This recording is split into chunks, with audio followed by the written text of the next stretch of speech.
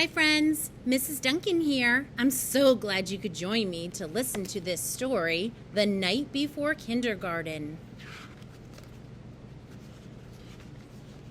'Twas the night before kindergarten, and as they prepared, kids were excited and a little bit scared. They tossed and they turned about in their beds, while visions of school supplies danced in their heads. Erasers and crayons and pencils galore were stuffed in their backpacks and set by the door. Outfits were hung in the closets with care, knowing that kindergarten soon would be there. In the morning it came. School starts today. Would the teacher be nice? Would they still get to play? Faces were washed and teeth were brushed white. Kids posed for pictures with eyes sparkling bright. Parents packed snacks and kids hopped in cars as if they were boarding a spaceship to Mars. Some kids brought blankets or their favorite stuffed bear in hopes they could nap like they did in daycare. Their parents exclaimed, "You're big kids, wow! Let us hold your bears and blankies for now."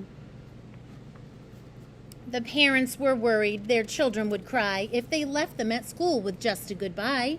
So they told their darlings, "If you want, we can stay and make sure that everything will be a-okay." The teacher then greeted each one with a smile and invited the students to stay for a while.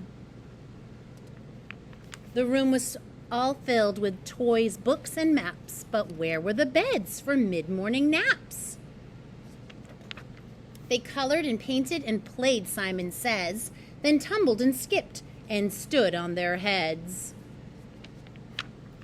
They sang silly songs from beginning to end. Within just a minute, each kid had a friend. The children were happy. They loved Miss Sunrise. It was she who was in for a giant surprise. When what to her wondering eyes should appear but sad moms and dads who were holding back tears, their noses so sniffly, their eyes red and wet. This was the saddest goodbye Miss Sunrise had seen yet. She gathered the grown-ups on the magical rug, then sent them away after one final hug.